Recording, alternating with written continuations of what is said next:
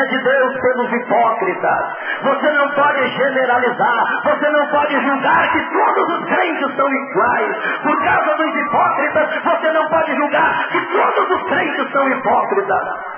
Entra dentro da igreja, entra no seio da igreja, receba os mandamentos de Deus no seu coração, entra dentro do Evangelho, entra na palavra e você vai descobrir que a palavra de Deus é um pão que alimenta,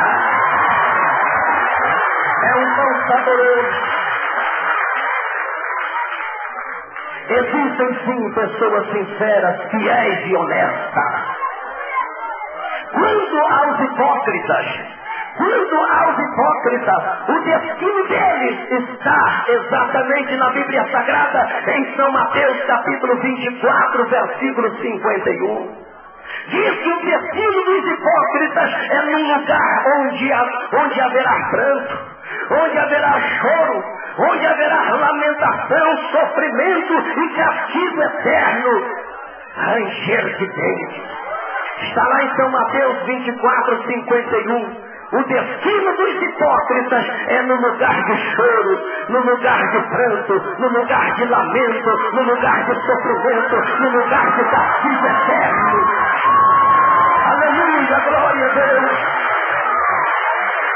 Agora, o lugar dos fiéis, dos sinceros é o céu, lugar de delícias, lugar de bênção, lugar de maravilha, lugar de gozo, lugar de amor, lugar de santa consolação. Aleluia, crema e chama, crema, lavasteria, lavadai. Aleluia.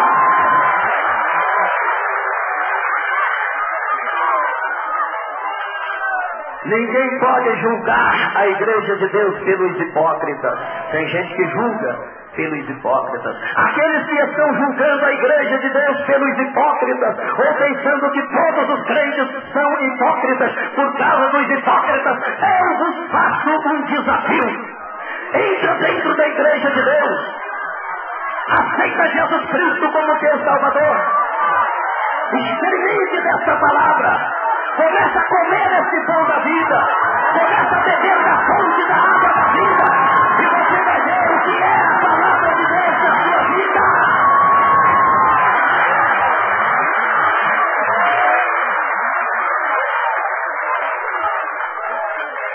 Mas muito bem. No versículo de número 6, o Senhor Jesus Cristo disse aos seus discípulos: olha, quando vocês forem orar, entra no seu quarto ou no seu aposento e fecha a porta. É um detalhe muito importante. Entra no seu quarto e fecha a porta. Queridos irmãos, é evidente que Jesus Cristo não condena a oração no culto público. Por isso, o Senhor Jesus Cristo não está condenando a oração nos cultos públicos. Mas mesmo a oração pública, ela deve ser feita de porta fechada. Mesmo a oração pública, deve ela ser feita de porta fechada. O que é isso, pastor? Isso é, com o mundo excluído do coração. Com o mundo excluído do coração e em contato com o trono de Deus em espírito. Aleluia, você entende isso?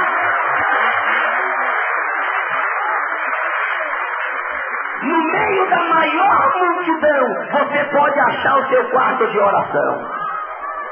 No meio de uma multidão, em um culto ao ar livre, você pode, no meio daquela multidão, achar o seu quarto de oração. Entrar, fechar a porta e orar a Deus.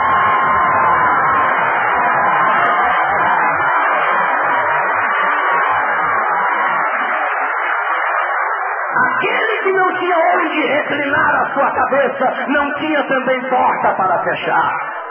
Ele declarou em certa passagem que ele não tinha nem onde reclinar a sua cabeça. Se ele não tinha nem onde reclinar a sua cabeça, ele não tinha também porta para fechar.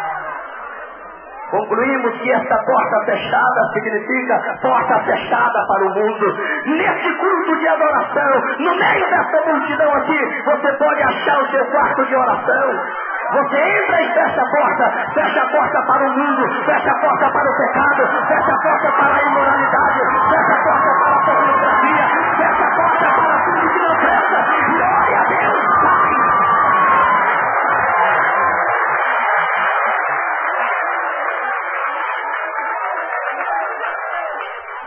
Pergunta para o seu irmão aí, irmão, a porta está fechada? Pergunta para a irmã que está do seu lado, irmã, a porta está fechada? A porta está fechada? Obreiros, a porta está fechada? Hoje aqui você vai achar o seu quarto de oração. Você vai achar o seu quarto de oração. Você vai fechar a porta para o mundo. Os crentes oravam com a porta aberta para ser visto pelos homens, porta aberta para o formalismo, porta aberta para a imoralidade, porta aberta para o pecado, para o judaísmo.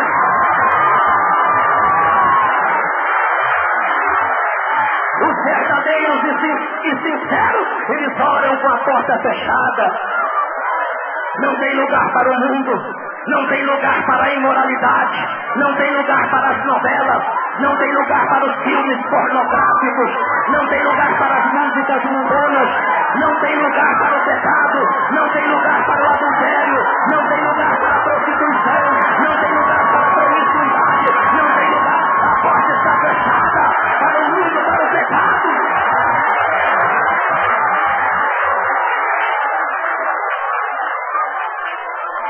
Se a porta está aberta para o mundo, para o pecado, fecha hoje. Fecha hoje. Fecha hoje. Irmão, segundo a Bíblia Sagrada, o quarto de oração de Jesus era o mato. O quarto de oração de Jesus era o mato. São Marcos capítulo 1, versículo 35, diz a Bíblia Sagrada que levantava Jesus cedo pela manhã, ainda era escuro, e ele saía, ia para um lugar deserto e ali orava ao Pai. Ali ele orava ao Pai, aleluia. O quarto de oração de Isaac era o campo. Diz a Bíblia Sagrada em Gênesis, capítulo 24, versículo 63, que Isaac saía para o campo, e ali no campo, ele entrava no seu quarto de oração, fechava a porta e falava com Deus em oração. Acha o seu quarto de oração hoje. Hoje. O quarto de oração de Davi era o seu próprio quarto de dormir, Salmo 4:4.